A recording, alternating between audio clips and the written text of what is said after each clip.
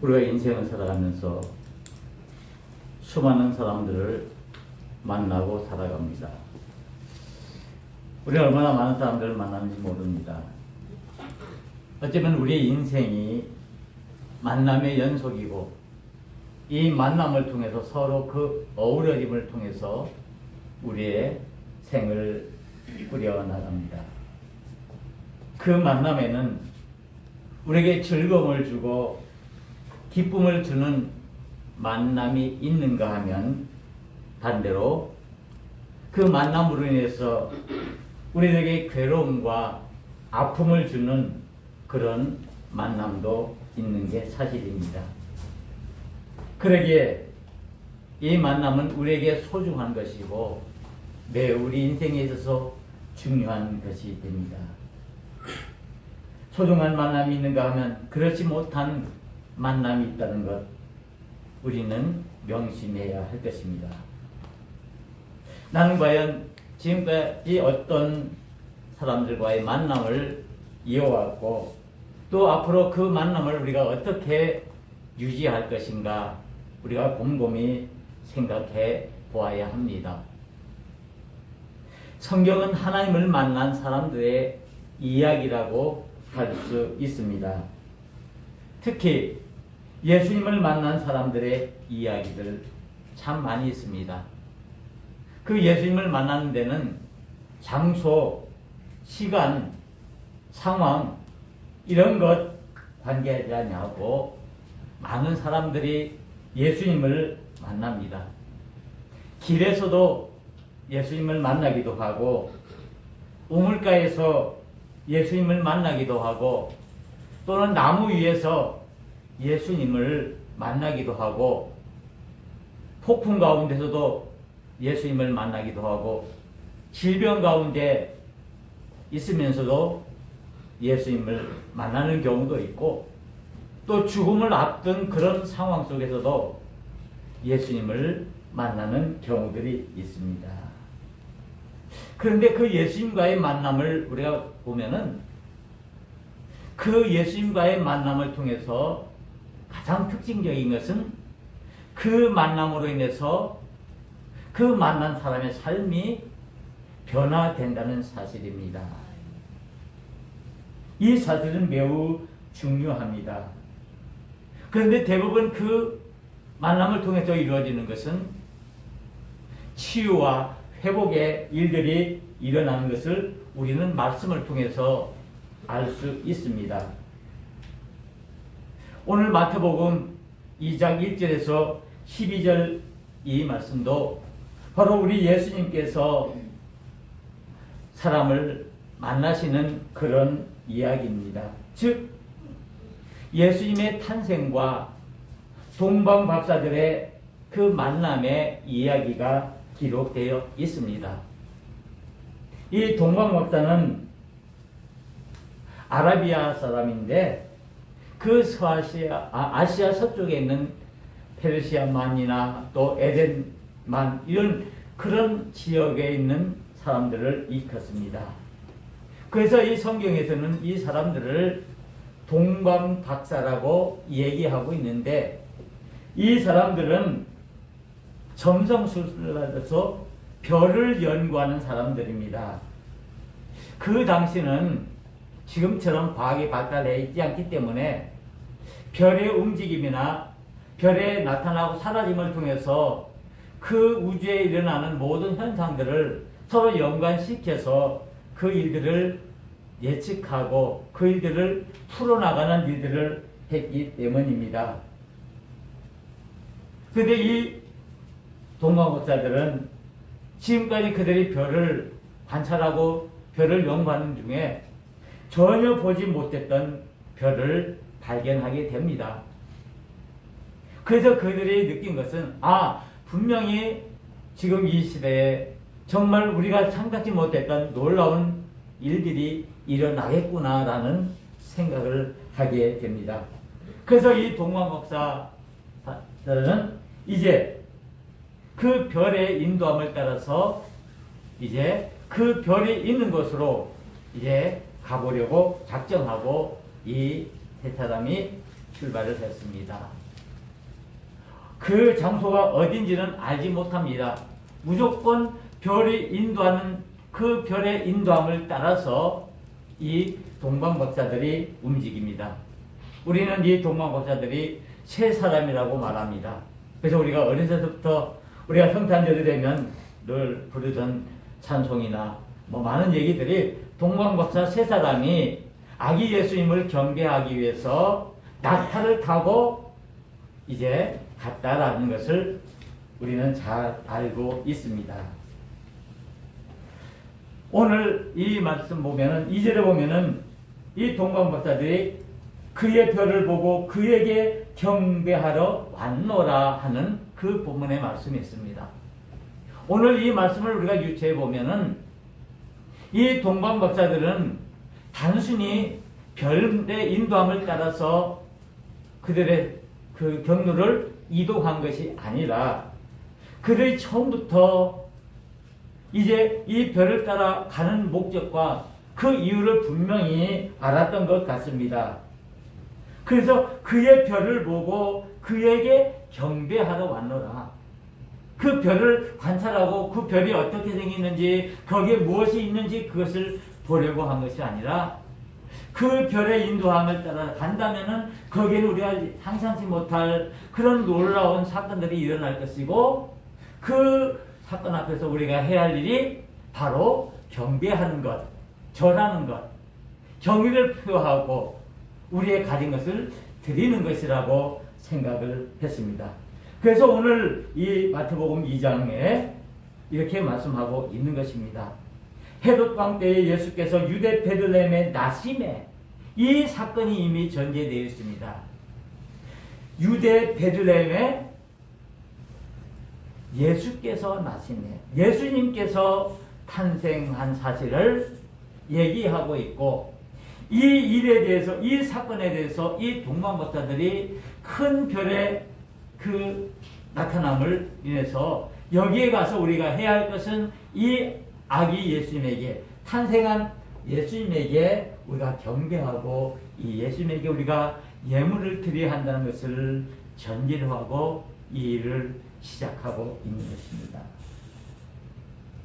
이 헤롯 당시에 이 유대 땅 이스라엘 땅에는 그 모든 백성들이 이 헤롯으로 인해서 많은 고통과 어려움을 겪고 있었습니다. 그들이 세금을 징수하는 데 있어서 어려움이 있고 그들이 하루하루 살아나기가 정말 어려운 상황에 있을 때 그들이 늘 소망하고 바라는 것이 있었는데 그것은 우리를 구원해 줄 메시아가 올 것이라는 사실입니다.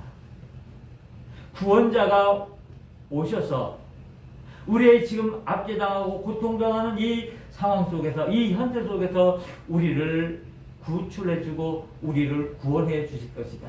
바로 그분이 우리의 메시아이시며 우리의 구원자이시다라는 것을 믿고 있었습니다. 그래서 그 메시아를 늘 갈망하고 소망하고 있었던 것입니다. 어때면 그래서 오늘 이 동방박사들도 이와 같은 상황에서 구체적으로 메시아를 기다리고 구원자를 기다리는 그런 상황이 아니었는가. 그래서 이 별이 나타난 것을 그들이 발견하고는 이제 메시아가 오셨구나, 구원자가 이 땅에 오셨구나 하는 사실을 알고 우리가 가서 그 구원자에게 그 메시아에게 우리가 경배해야 한다는 것을 알고 이와 같은 긴 여행을 시작했던 것입니다. 바로 이것을 우리는 성탄절입니다. 예수님께서 이 땅에 오신 것, 이 세상을 구원하기 위해서 온 인류를 구원하시기 위해서 오신 이 사건이 성탄절의 사건인데 우리는 이것을 성육신의 사건이라고 말하죠. 하나님이 인간의 몸을 입으시고 이 땅에 오신 사건. 바로 이것이 우리에게 구원의 메시지가 되고 이것이 우리를 구원하는 하나님의 능력이 되어진다는 사실입니다. 이 성육신 사건은 예수님께서 아기 예수로 인간의 몸을 입으시고 이 땅에 탄생하시는 그 사건인데 이것은 단순히 그저 한 인간이 태어나는 그런 사건이 아니라 하나님이 인간이 되는 놀라운 사건입니다. 하나님이 친히 사람이 되신다.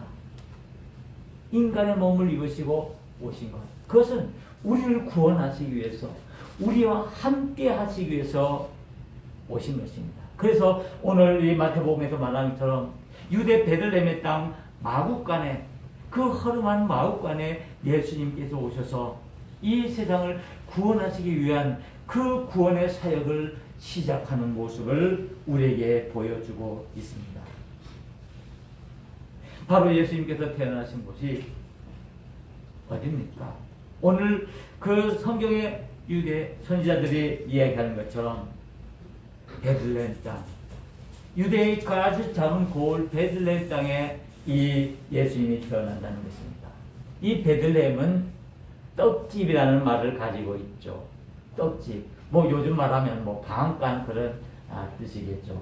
예수님께서 이 베들레헴에서 태어나셨는데 이 동방박사들이 이 사실을 알고는 그들이 있던 그 아라비아에서 이 베들레헴까지 오는데 약 1400km 정도가 되었답니다. 이 머나먼 길을 이 동방의 박사들이 예수님에게 경배하기 위해서 메시아로 오신 그 예수님을 그들이 직접 눈으로 확인하고 그 예수님에게 그들이 준비한 예물을 들고 경배하기 위해서, 영광과 찬송을 올리기 위해서 이 동방의 박사들이 움직인 것입니다. 그래서 이 오늘 마태복음 2장에 있는 말씀을 통해서 예수님께서 온 인류를 구원하시기 위해서 친히 인간의 몸을 입으시고 임마누엘 하나님으로 우리에게 다가오시는 그 모습을 보여주고 있는 것입니다. 그런데 오늘 이 본문을 보면은 이 탄생한 아기 예수님을 보고 그 동방박사들이 느낀 그 상태가 있습니다. 10절에 보면은 그들이 별을 보고 매우 크게 기뻐하고 기뻐하더라. 크게 기뻐하고 기뻐하더라 라고 말씀하고 있습니다. 이 동방의 박사들이 아기 예수님을 보고 그들이 마음속에 무엇으로 가득 차 있냐? 기쁨으로 가득 차 있다는 말씀입니다. 그 동방의 박사들은 지금껏 정말 그들을 구원해줄 메시아를 손꼽아 기다리고 있고 그 메시아를 사모하는 마음으로 언제 우리를 구원할 메시아가 오실 것이라는 것을 늘 기다리고 있었는데 이 메시아가 왔다는 그 사실을 알고는 그 예수님을 찾아서 경배하고 그에게 영광을 돌리고 갔는데 그들의 마음속에 차 있는 그 감정은 기쁨이었다는 사실입니다. 어쩌면은 그 어려운 상황 속에서 그 메시아를 기다리는 그들이 이 메시아가 오심을 확인하고 그들이 출발하는 그 시간부터 그 시점부터 그 베들레헴 마구간까지 가는 그 긴 여정, 그 먼 여정 내내 그들의 마음을 사로잡은 감정은 고통이나 괴로움이나 힘듦이 아니라 오늘 본문에서 말하는 것처럼 기쁨으로 충만한 상태였다는 것을 우리가 알 수 있습니다. 그래서 이 동방의 박사들이 이 아기 예수님을 만나고 그들이 행한 그 반응이 바로 이것인데 이 정말 구원자이신 그 아기 예수님에게 그들이 이미 준비한 예물을 드립니다. 우리가 잘 아는 것처럼 황금과 유향과 모략입니다. 이 귀한 예물을 그 아기 예수님께 드리고 그 아기 예수님께 경배함으로 그들이 삶에 기쁨으로 충만한 은혜를 입었다는 사실입니다. 아기 예수님께서 이 땅에 탄생하신 것은 우리들에게 축복입니다. 오늘 본문에서 보는 것처럼 이 동방의 박사들에게 이 아기 예수님의 탄생이 축복이어서 그들의 마음속에 기쁨이 충만했던 것처럼 정말 이 아기 예수님의 오심은 이 성육신의 사건은 우리에게 있어서 하나님의 은혜와 축복이 되어진다는 사실입니다. 우리는 이 성탄절을 맞이하면서 이 동방박사들의 그 예수님을 맞이하는 그 반응을 우리가 살피면서 우리의 믿음의 자세를 돌아보아야 한다는 말씀입니다. 이 동방의 박사들은 먼저 예수님을 만났을 때 그들이 경배하고 절하면서 그들이 가지고 온 귀한 예물을 드렸다는 사실입니다. 그 예물이 우리가 잘 아는 것처럼 황금과 유향과 모략인데, 황금은 무엇을 의미합니까? 그것은 바로 하나님의 그 권세를, 그 권위를 상징하는 것이고, 이 유향은 그 예수님이 하나님 되심을 의미하는 신성을 의미하는 것입니다. 그리고 이 모략은 그 예수님께서 십자가의 희생을 통해서 우리를 구원하실 그 구원의 능력을 우리에게 보여주는 것이라고 할 수가 있습니다. 그래서 이 동방방의 박사들이 이 아기 예수님에게 황금과 유향과 모략을 드린 것처럼 우리에게 다가오신 우리 주님을 위해서, 우리 아기 예수님을 통해서 과연 우리 이 성탄절에 우리는 과연 무엇을 드려야 하는가? 무엇을 우리는 드려야 할까? 우리의 믿음을 돌아봐야 한다는 말씀입니다. 동방의 박사들은 기쁨으로 충만해 있고 그들의 그 충만한 것을 그들이 가진 그 예물로 그 아기 예수님께 드렸던 것처럼 우리에게 선물로 오신, 우리를 구원하시기 위해서 오신 그 메시아이신, 우리의 구원자이신 그 예수님을 우리가 선물로 받았기에 이 주님을 위해서 우리가 과연 무엇을 드릴 것인가? 오늘 동방박사들이 아낌없이 그들이 가졌던 가장 귀한 것들을 그 아기 예수님께 드릴 것처럼 우리의 모든 것을 하나님께, 그 주님께 드릴 수 있는 믿음이 있어야 한다는 사실입니다. 어쩌면 우리의 믿음이라는 것은 우리가 받은 그 은혜를 감사해서, 우리를 구원해 주신 그 구원의 은혜에 감사해서 우리의 가진 그 모든 것을 온전히 하나님께 드리는 것을 믿음이라고 할 수가 있습니다. 오직 믿음이 있는 자만이 온전히 하나님께 모든 것을 감사할 수 있고 그 하나님께 우리의 것을 드릴 수 있게 되는 것입니다.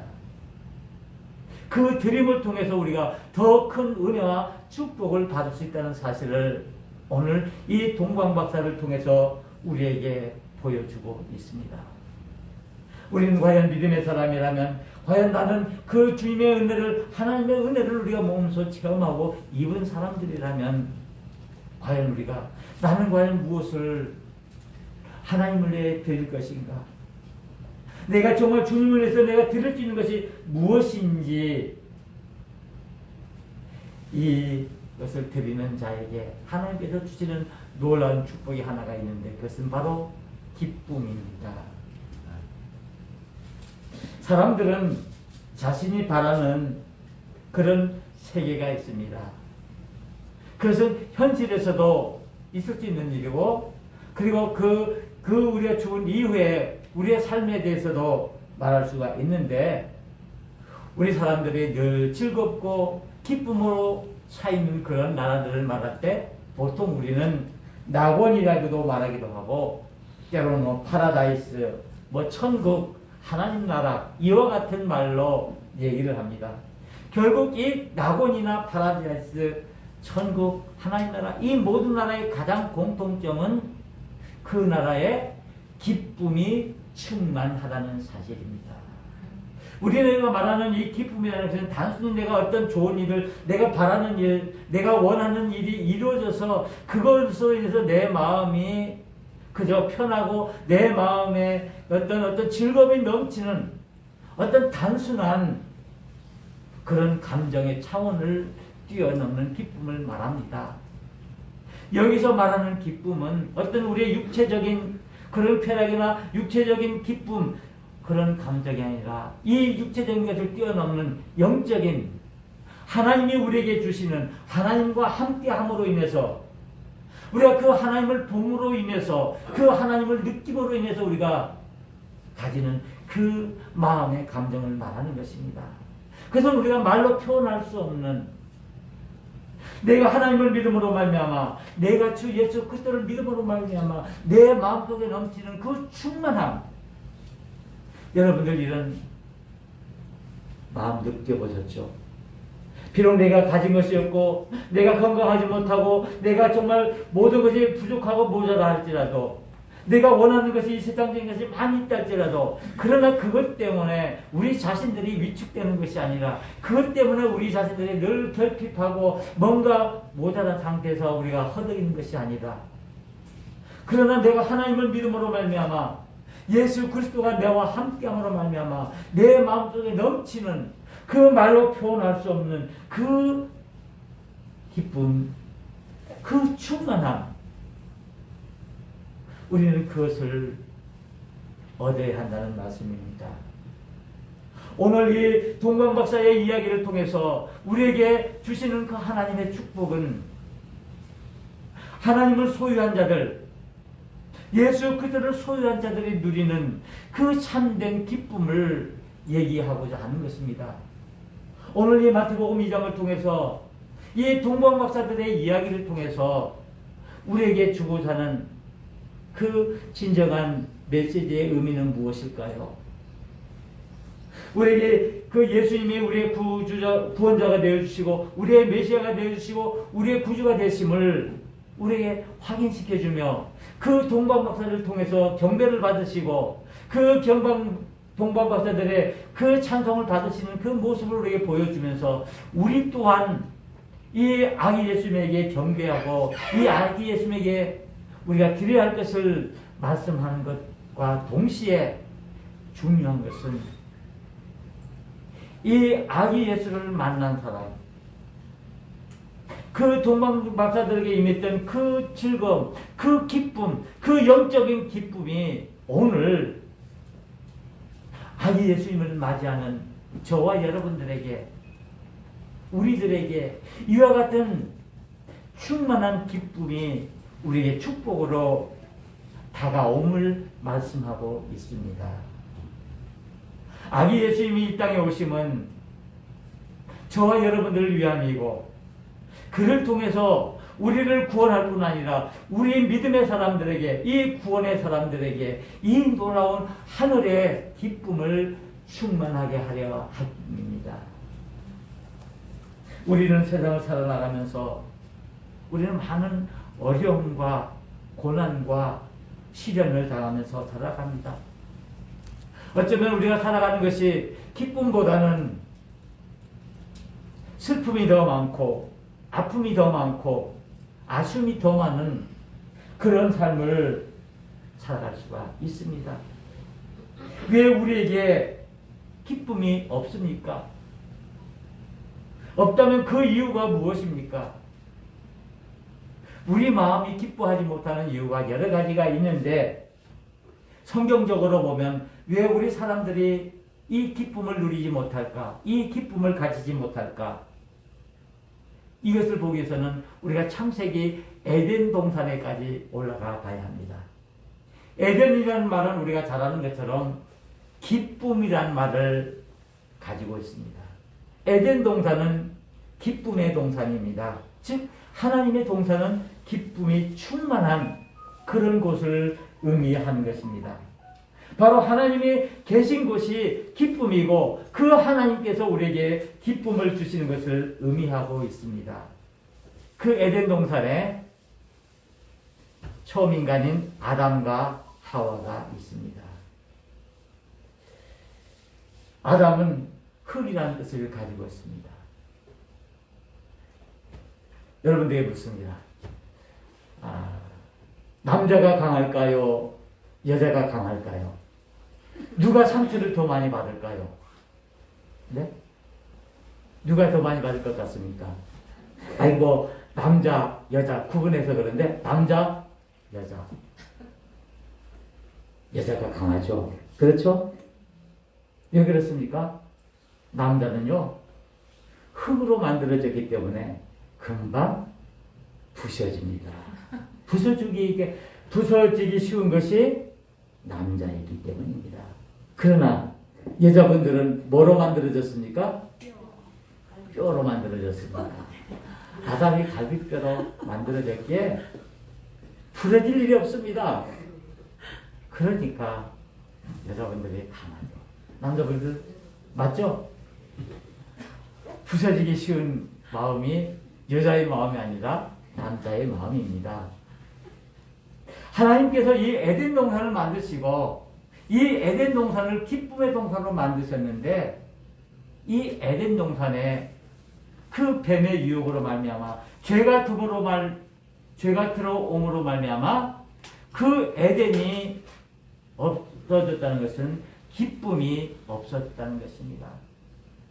흙으로 지음을 받고 갈비뼈로 지음을 하는 그 아담과 하와가 그들의 하나님께서 주신 가장 근본적인 목적은 그들에게 기쁨을 주고 그 기쁨에 충만한 삶을 누리도록 그들에게 축복을 주셨는데 그들의 교만으로 말미암아 그들의 죄로 말미암아 그들이 부서지고 상처나고 아픈 그런 처지에 왔는데 그 상태가 바로 이 기쁨을 잃어버린 즉 두려움으로 가득 찬 세상으로 변하고 말았습니다.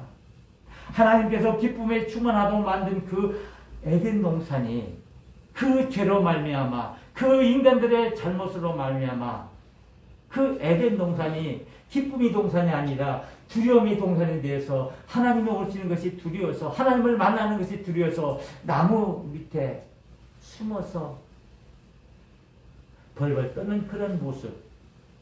그래서 그들이 영원히 기쁨을 잃어버린 그런 슬픔의 상태에서 살아가게 되는 것입니다. 그러기에 우리가 살아나가면서 우리의 마음을 아프게 하고 우리의 기쁨을 빼앗아가는 것이 바로 우리가 가지고 있는 것이 적어서 내가 가지고 있는 것이 너무 정말 부족해서 결핍해서 내가 기쁨이 없는 것이 아니라 내가 하나님과 함께하지 못하기 때문에 그 죄 때문에 우리가 늘 두려워하고 살아가는 것입니다. 우리가 바라고 원하는 것 이루어졌을 때 정말 우리는 기뻐하고 우리는 기쁨으로 충만합니다. 오늘 이 동방의 박사들이 그들의 충만한 이유는 하나님을 보았기 때문에 그들의 마음이 충만함을 얻은 것입니다. 우리가 살아나가면서 우리 삶 속에 얼마나 많은 기쁨이 있습니까? 우리를 슬프게 하는 것들이 얼마나 많이 있습니까? 우리가 잘 아는 것처럼 독일의 수필가 안톤 슈낙이라는 사람이 있습니다. 이 수필가가 쓴 책 중에 우리를 슬프게 하는 것들이라는 그런 책이 있습니다. 거기 보면은 우리가 살아가면서 우리의 마음을 아프게 하고 우리를 슬프게 하는 것들이 너무나 많이 있는데 과연 그것들이 무엇일까? 그 중에 하나를 말하죠. 울고 있는 아이의 모습을 우리를 슬프게 한다. 울고 있는 아이의 모습이 우리를 마음을 슬프게 한다라고 얘기하고 있는데 우리가 살아나가면서 우리의 마음을 아프게 하고 우리의 마음을 슬프게 하는 것들이 이것뿐이겠습니까? 얼마나 많은 것들이 저와 여러분들의 마음을 아프게 하고 우리의 마음에 상처를 주고 그것들로 인해서 우리가 괴로워하고 우리에게 주신 그 하나님의 축복인 기쁨을 우리가 진정으로 누리지 못하고 슬픔 속에서 눈물 속에서 한숨 속에서 살아가는 우리 모습들이 얼마나 많습니까?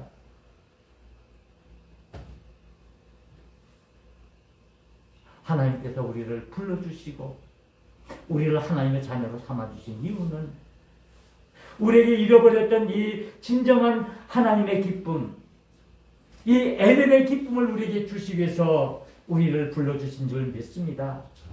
아기 예수 그리스도를 이 땅에 보내주신 것은 슬픔과 좌절과 슬픔 속에서 늘 우울하게 살아가는 우리들에게 그 하늘의 영적인 참된 기쁨을 우리에게 주시기 위해서 아기 예수님을 보내주신 줄 믿습니다.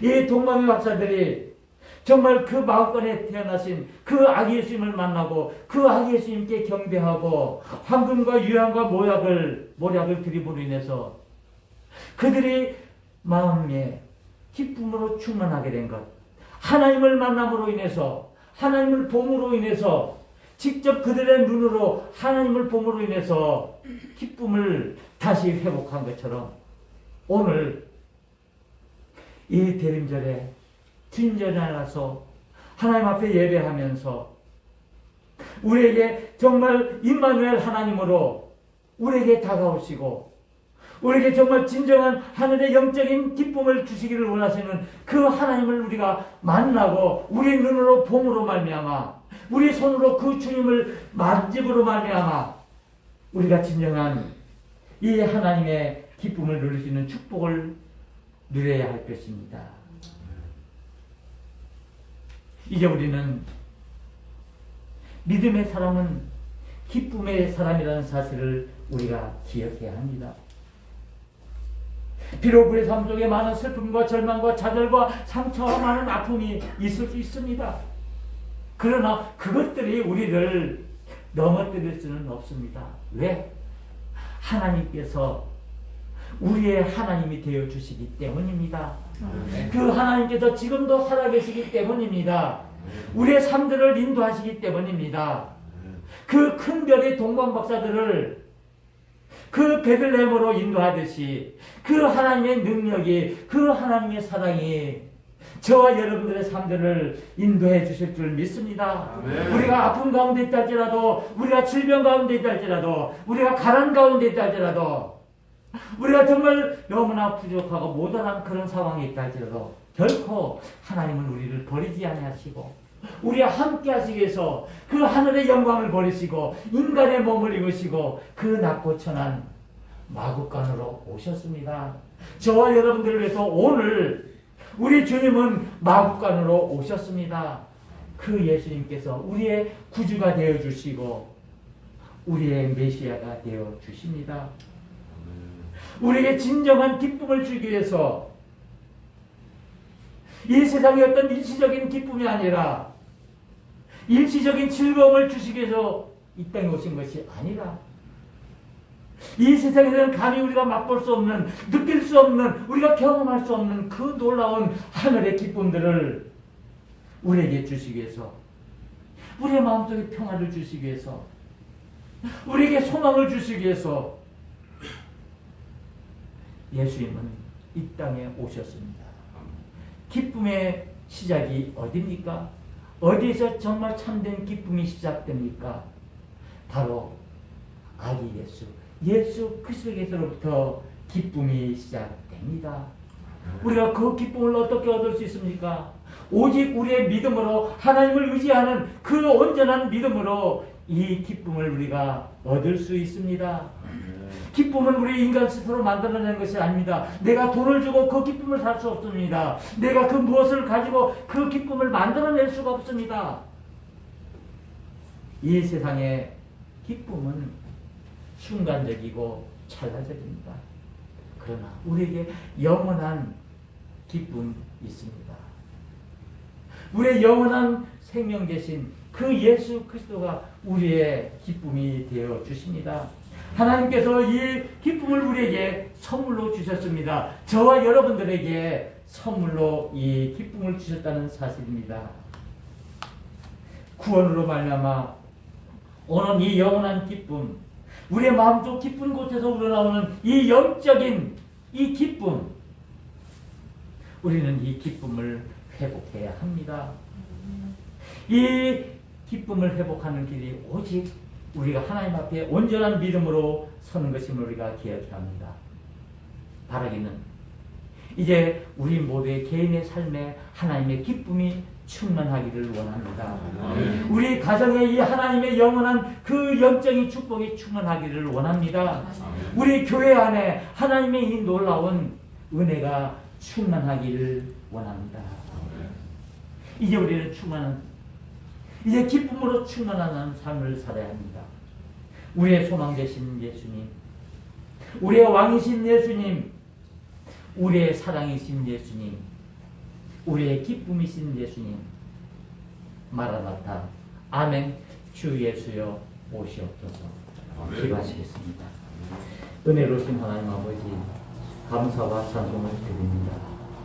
오늘 대림절 넷째 주일을 맞이하며 이제 우리에게 오실 그 주님을 우리가 기다리며 주님 외에 주시는 그 영원한 기쁨을 우리가 맛보기를 원합니다.